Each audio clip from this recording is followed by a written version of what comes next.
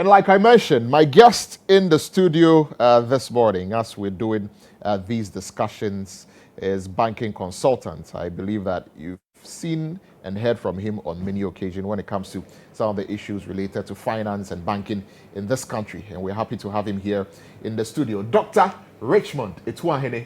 Good morning to you, Doc. Thank you, my brother. Happy New Year. The same thing to you. How are you doing today? Very wonderful. I'm doing very well by the grace of God. That's awesome.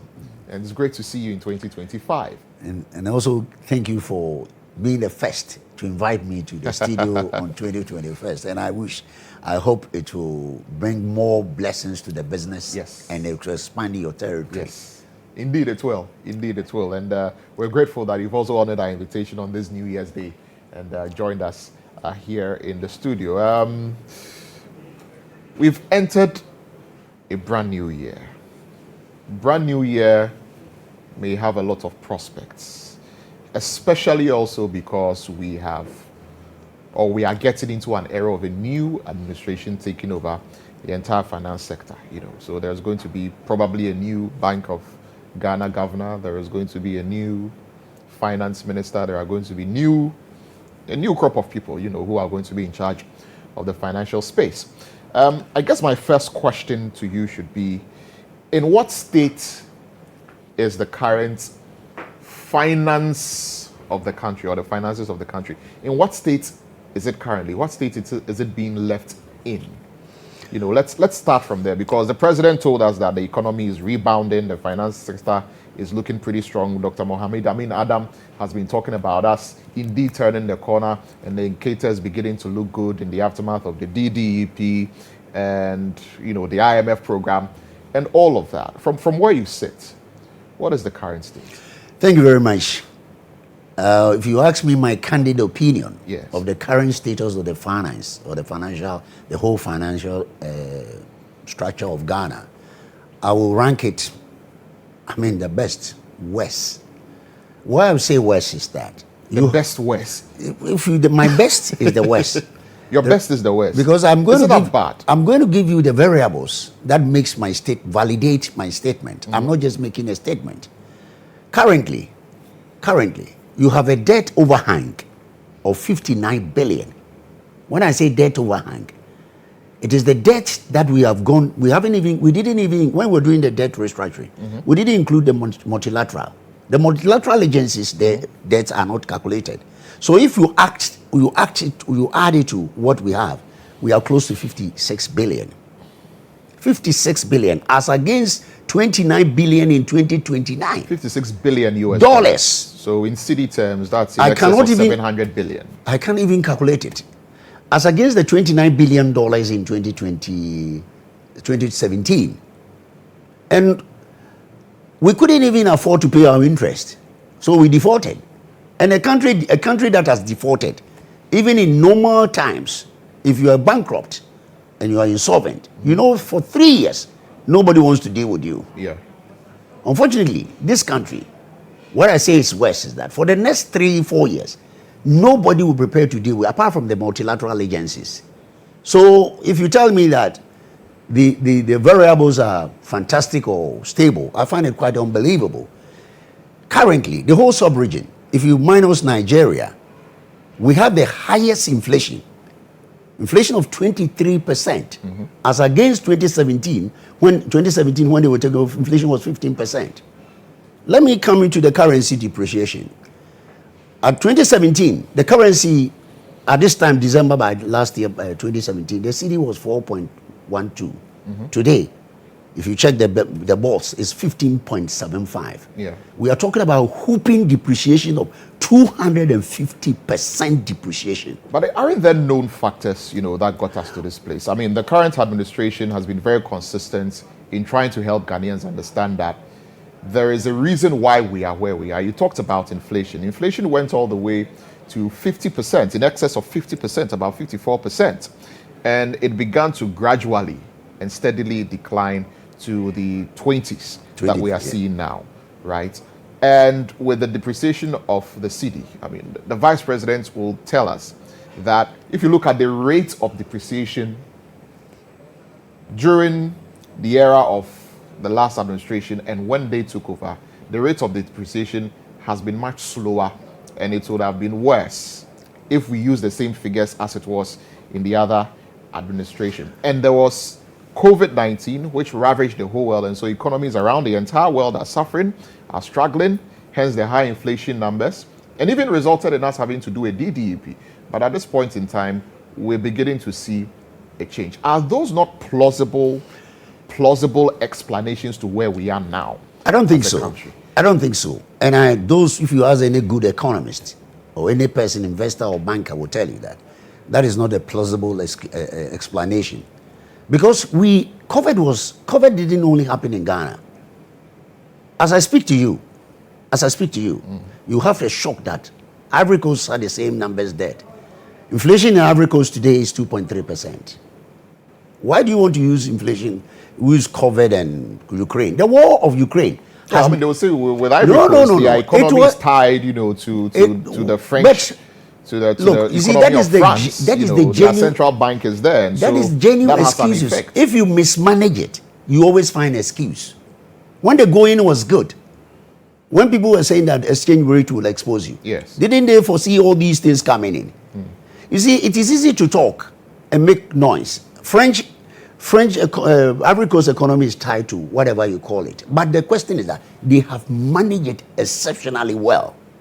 And today, do you know Ivory Coast is the A plus for the world rating? It is the only African country that is nearly A plus. Yeah. The rest, South Africa may be B plus. So you can't just say that. What about South Africa? South Africa, what the COVID didn't hit to South Africa? It is mismanagement. You see, if you borrow, let me give you two statements. If you borrow and you consume, you're going to have a problem. But if you borrow and put it in productive investment, like if you borrow, for instance, if you're traveling on Kumasi Road, if you have traveled on Kumasi Road, I'm giving you a typical example. After nearly 68 years independent, we cannot have to say in this country, we have two dualized road in Ghana. Ivory Coast had this as long as I've forgotten the year. Nigeria, Kano to Lagos. It was done in 1973. But in Ghana, you have never proved to have this. If you borrow and you go into fast train, we said we have constructed Buankra. How can you construct Buankra without linking it with the fast rails? You construct Buankra, you do no integrated investment, and you think that you can use the same vehicles to carry goods. Countries like Rotterdam, where they use a lot of these things, they have fast trains to carry these things. So when you borrow, let me make it clear to Ghanaians.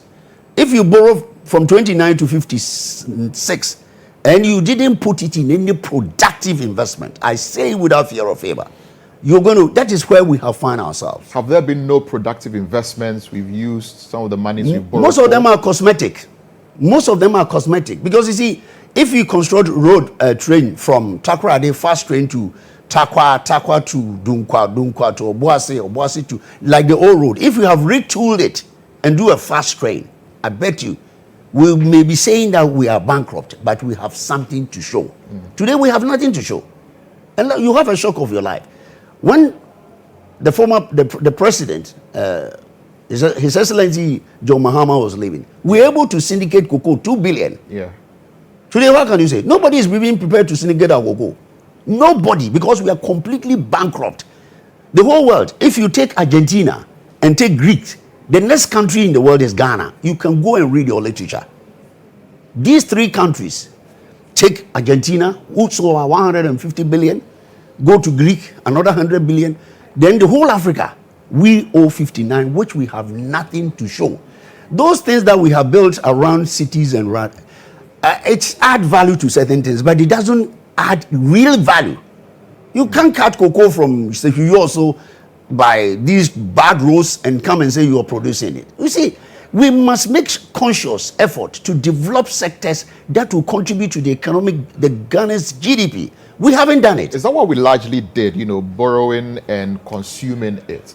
Because, the government would want to point to a few interchanges, some of the interchanges, that were built to ease traffic in town. And that in turn has an effect on productivity because people are not stuck in traffic. I won't cut you short. that I won't cut it contributes to the short. economy If I'm and all bringing of that, then- plantain from Kumasi and yam, Yeah. from Sefi, from Techiman, tomatoes from Akomadan, and I can come stuck on the Kumasi road. What is the benefit? What is the use of interchanging? It should be integrated. You see, we have what we call integrated development. Right. Not haphazardly, not political, turned by political whims and thinking. Anytime, if Dr. Kwame Nkrumah hasn't talked about integrated development, we will be the most sorrowful state in Ghana. And also, let me even chip in. Anytime we talk, we leave General Kutu Achampo. Let me stand up and pay tribute for him. May his soul rest in peace. If you take Dr. Kwame Nkrumah, the next person who is supposed to grab an investment, productive investment, is Dr. The late Kutu Achampo. I'm going to mention two. When I was young, Kumasi used to do wabi. We would drink from wabi. Achampo said, no. If the population grows, we wouldn't have water. So let us go to Barakesi. Accra. Today, people have forgotten about Achampo. The Pond Dam. Go and check your record. Pond Dam, when Achampo had finished Barakesi, he said, no, Accra is expanding. Tema is not looking at Weja. Then he put up this Pond Dam. And then he didn't do the dam. Then he said, let us get electricity. I mean, and at that time, don't forget, the reason why I pay tribute to is that what we call Yentria policy, which meant that the Western world did not even want to talk to him, but he used internally generated resources. That year, I think we produced 4 million metric tons of cocoa. I was in school. My father is a chief farmer. You produced 400 million, and cocoa was selling over 1,000 pounds. I think 2,000 or 3,000 pounds. Achampo made a lot of money. And he look at porn, and it's all over. If you go to, and the estates, this Sagrimi estates, or what they are calling about, Achampong was in charge of, is it Sakumono? No, those things, Dansuman, Teshinungwa, Kumasi, Sunyani. I mean, he was a man who, to me, if you take Dr. Kwame Nkrumah, I possibly rank him the next person when it comes to productive investment. Right. And he said, no, what he said that, let us cultivate and eat. Yeah, feed yourself. Look, you should feed yourself. that year, Prempeh College. Have a backyard garden. My brother, Prempeh College. We used to harvest maize at the back of, between the new plan, we harvest maize. And we did not buy kenke, we just go there and they do kenke. So, those who are talking about degraded investment should learn the model. There is His Excellency Kufuor, governance advisor, Professor Jambafo.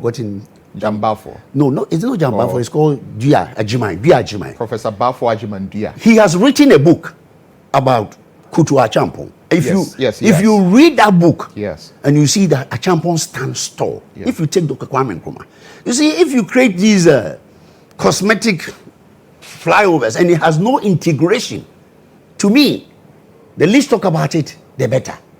Are you only thinking about Accra? You're thinking about where cocoa comes from: timber, gold, diamond, and now tomatoes. We sit here in Ghana. We import tomatoes from Burkina Faso and onion. Are we not a disgrace to God?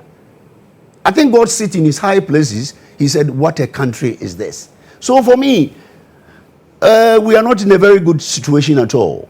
We are not. After 60-something years independence, I hope and I thought my great-grandchildren will come and find that Ghana is moving forward, not the way we have retrogressed. Seriously, retrogression after His Excellency Ajekum Kufuor. And you attribute all of that to mismanagement. It's pure economic mismanagement. Because you see, the problem we have in this country is that instead of we really relying on technical, competent people who will be able to say it to you, so I can say it to you in your face without fear or favor, we will bring what we call the yes men. You know the yes men? Oh, what you're doing is good. You're doing fantastic. Nobody is able to stand up and tell you in your face and for you to admit. Look at Lee Kuan Yew. Let us go to Lee Kuan Yew in Singapore. These people stood up to him and he stood up to them. And now, you can say Singapore is one of the best states. Why can't we have Lee Kuan Yew leadership?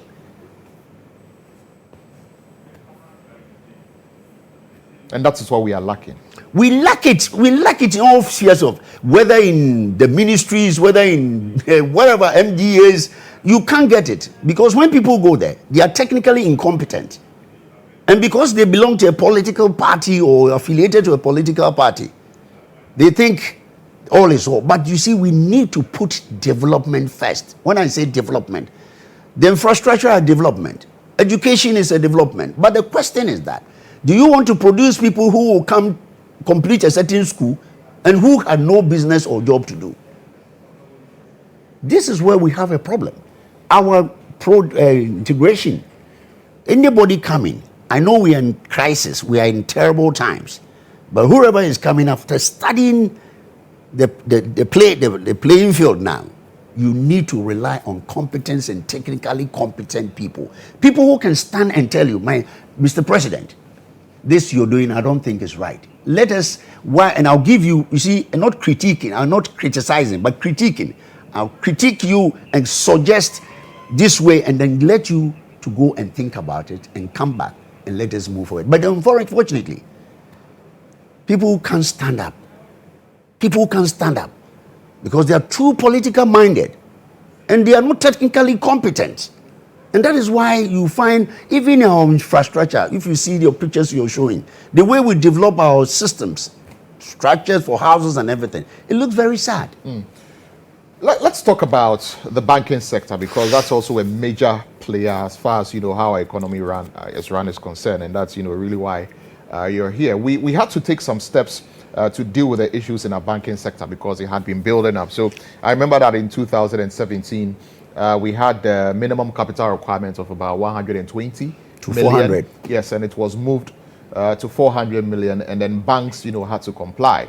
And those who were not able to get it, some of them were forced to merge. There are others. The Bank of Ghana looked into their books and realized that all was not well. And so their licenses had to be taken away. And we remember that UT Bank, merged with GCB. I think Capital Bank as well merged with GCB. And then there was the Consolidated Bank, that was formed just to make sure that Ghana's banking sector, is stronger. Somewhere along the line, there were some other banks, some other 4 banks, and together the government felt that they should be given, some sort of relief, and so the GAT was done for them, as well, all in a bit to make sure that the banking sector, the finance sector is stable, is strong. About 6 or 7 years down the line to today, looking back on those decisions that were taken, is our banking sector better off now than it was when all of those problems began? Thank you once again. If you want my candid opinion, I will tell you blank that it is not better off than where it was. The reason being, there is one issue that hadn't been addressed at all. And anytime we're talking about capitalization, we tend to forget about the microeconomic stability. When I say macroeconomic stability, if I'm going to give you calculations, you said 2019, 2018. Yeah. 2018. People brought 400. Yeah. By my calculation, the 400 divided by that exchange rate was $69 million. By 2023, the same $69 million was $33 million.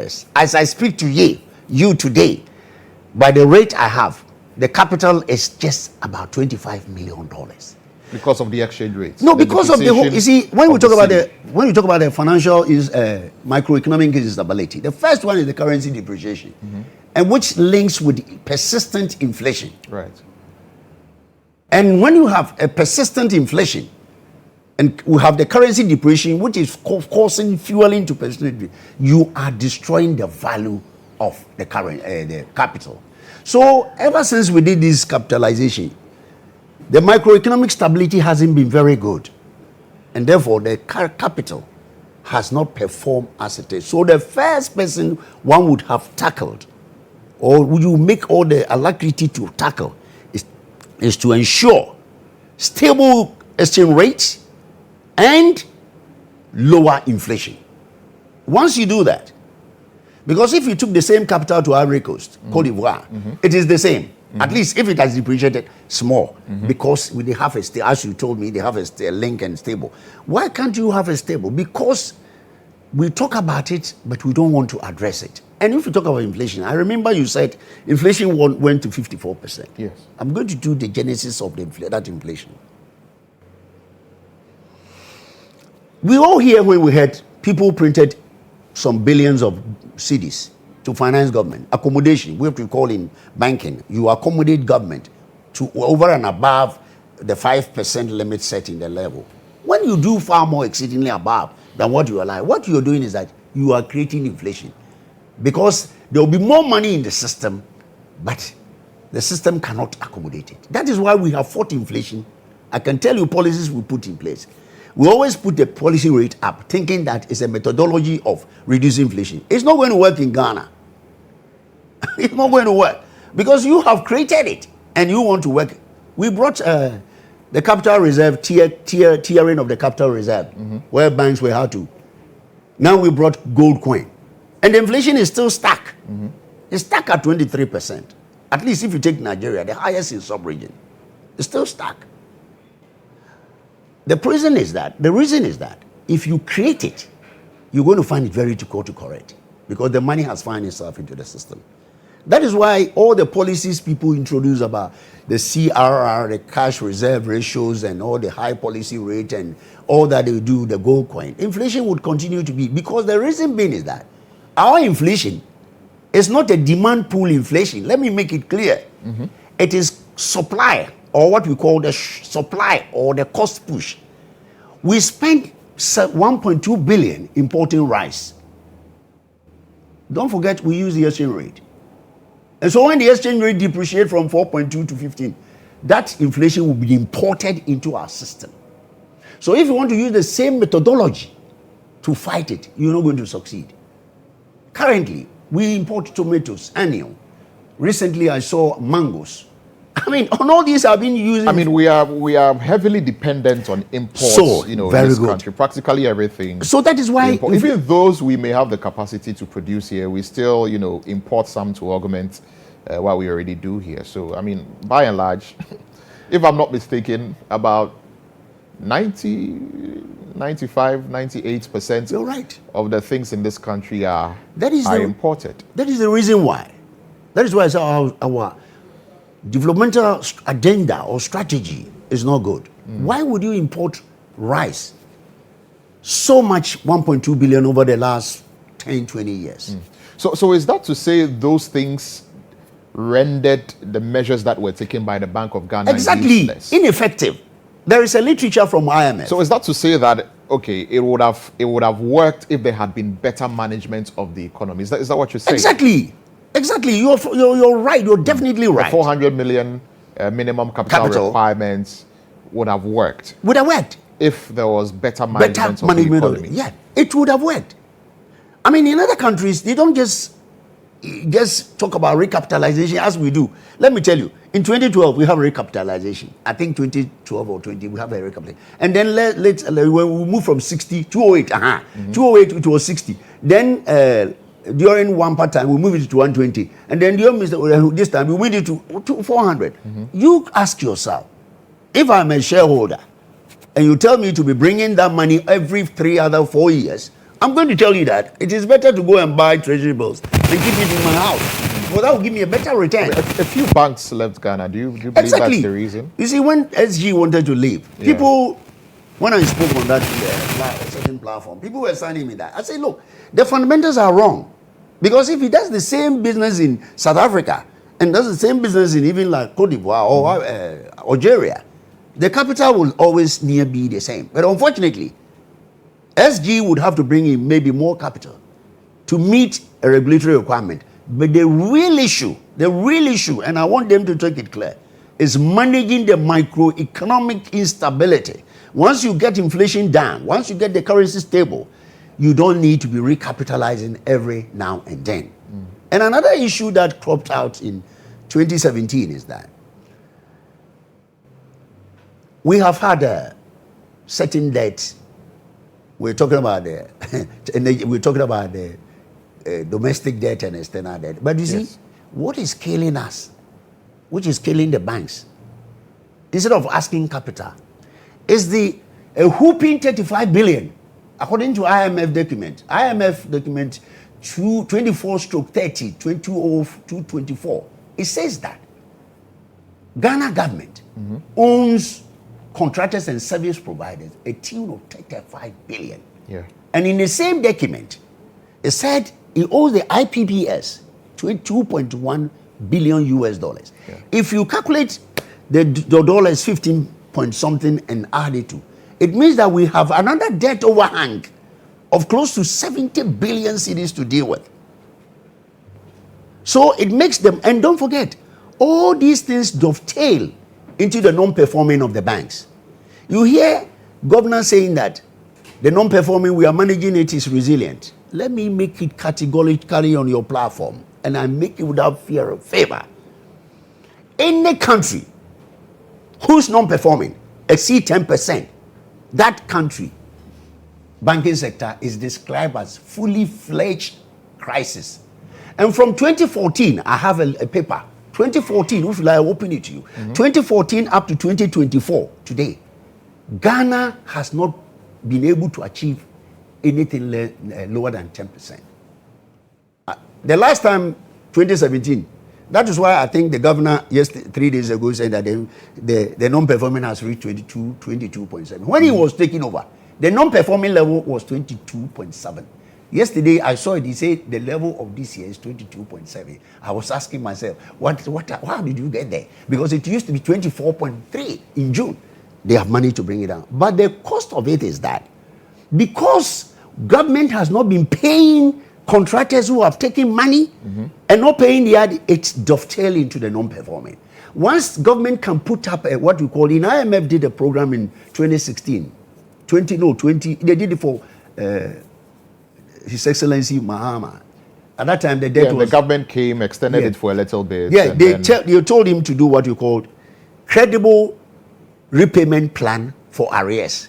And it was only 3.2 billion in when His Excellency Mahama, and the energy was only 800. But currently, 35 billion plus 2.5. And I'm told 3 days ago, the president-elect said it's 2.5. If you add these two, all these things dovetail into the banking sector, high non-performing. And the non-performing, my brother, it's not for the foreign banks. It is hanging as albatross on what we call the private domestic bank, including the Ghanaian or the SOEs bank. That is why if you check, you break the non-performing down, you find all those 9 banks. Maybe 2 of them will not be there. He who that is down, he doesn't need to fall for. All the rest have albatross on their necks. Because contractors have taken loans and the government hasn't paid. And so they can't pay. They can pay. And so there are non-performing loans. There are non-performing. But anytime you see my governor is speaking, that fact of the life, that fact statement, the variable, he doesn't explain it. And that is all. If kukuru jaya, keke jai, if he pays, the non-performing will go down. And the financial sector would then be called resilient. But are we in the position to, because recently also we've had to do a domestic debt exchange, because of, where we've got to financially as a country. And so, people had to take haircuts on their investments, and I did. And what have you. You took a haircut. I'm a pensioner, so you don't know, I'm 70 years. Wow. So you're part of the pensioner bondholders? Yeah, I lost my money. And you know when I'm going to get the last payment? When? Maybe I'll be in grave. 2038. 2038. So you've taken a haircut on your investments. That is why at times when I speak, that's why when at times I speak, people say he's too emotional.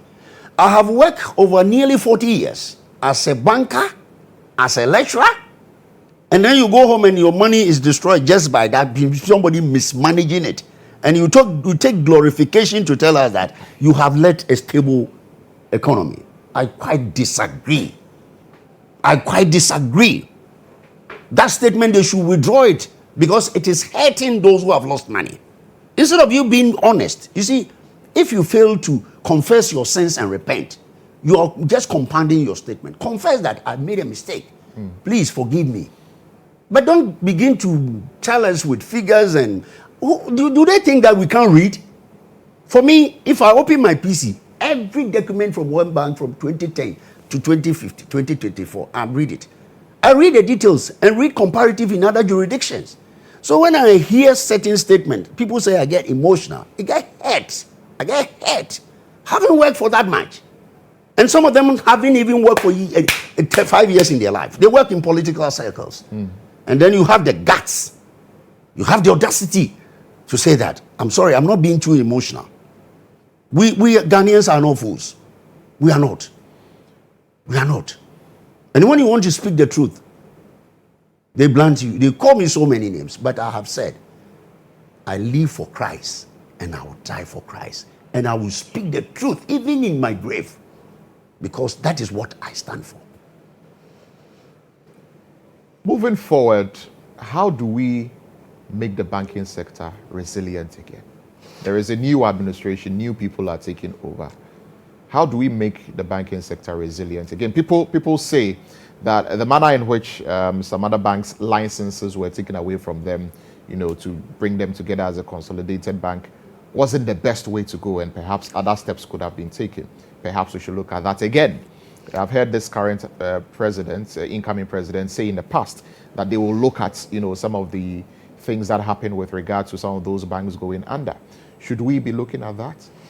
Well, he's got the executive power. He's got every executive power. He has the right to look at it, because there are certain times certain people would take decisions, but they would not have thought through thoroughly. Because if you read all the IMF documents in 2015 and 2016, it was talking about these banks that they were having capital deficiency, non-performing, and all these corporate governance. But was it the best way? Looking at the cost, it cost the whole financial sector cleanup. It's 25 billion, yes, equivalent to 7.1 of the GDP. Yes. And then it cost the banking sector 21 billion, because we added the security and exchange things to make it 24.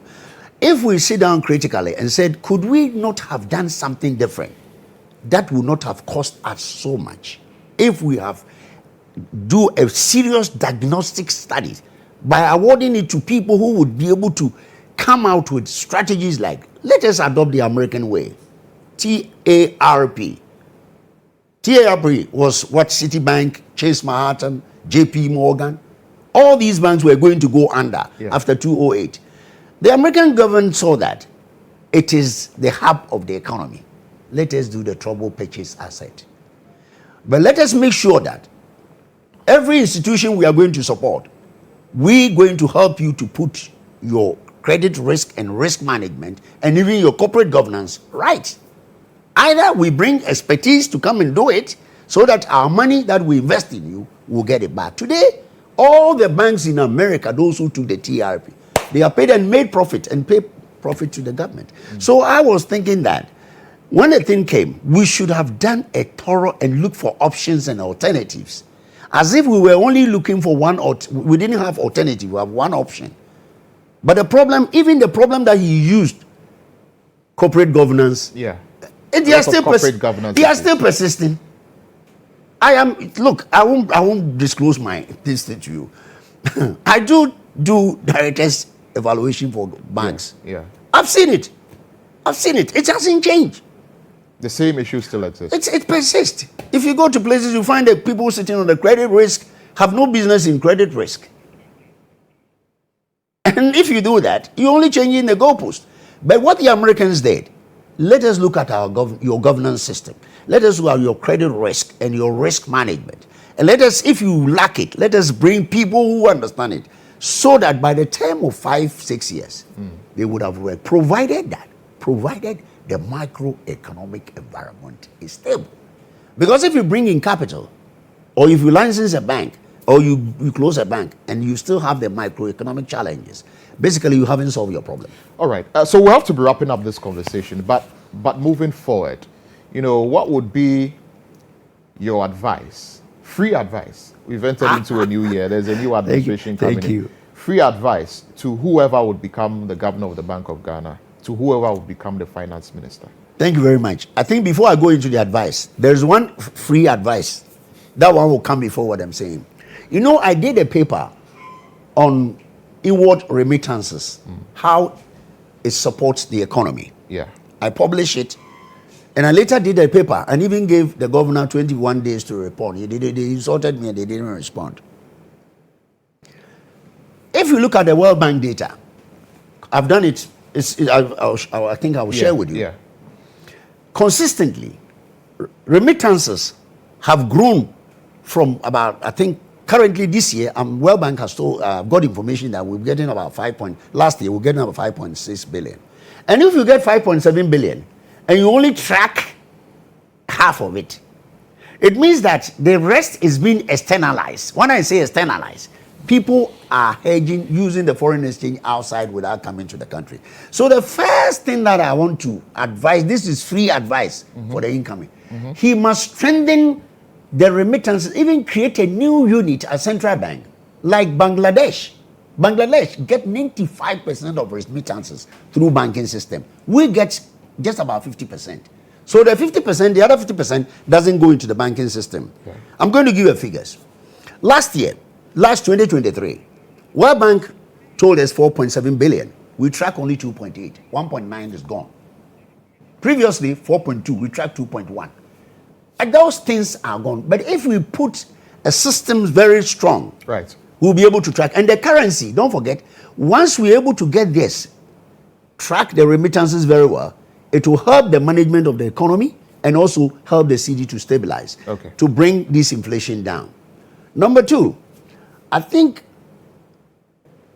he must be advised to pay particular attention and get people who understand the microeconomic issues to help him to say that, Chief, we want to help you to ensure that this inflation and currency come down. That will be a biggest plus for him. And then the next one will be, how are we referencing the debt? I'm not talking about the external debt or the local debt. I'm talking about the 35 billion contractors debt and the energy. His Excellency must get a team as they used to have in 2010. You have a credible arrears repayment plan, so that by the time, maybe 3-4 years, you have cleared it and not created a new one. If you do that, I don't think the mantle is high, but it's not insurmountable. I think with the brains and technical people, if they will allow them to help them, they'll be able to put the country, it doesn't matter 4 years. Even remittances alone will be bigger than the IMF loan. And if we're able to track it, we will not go and beg for 3 billion. So the economy will be very fantastic. Dr. Atuahene, it's been a pleasure having you here in the studio. Nice talking to you. Dr. Richmond Atuahene is a banking consultant, and he's been speaking to us about, the state of the economy, the state of the banking sector, and the way forward, the things that need to be done to really make sure that Ghana is put on a firm footing to get out of these economic doldrums. Doc, once again, thank you. Thank you very much. And we hope that 2025 is good and amazing for you. Yeah, that is for the country as well. That is my prayer, that the Almighty God will make it. Grant me strength and health. That's the most important thing. Indeed.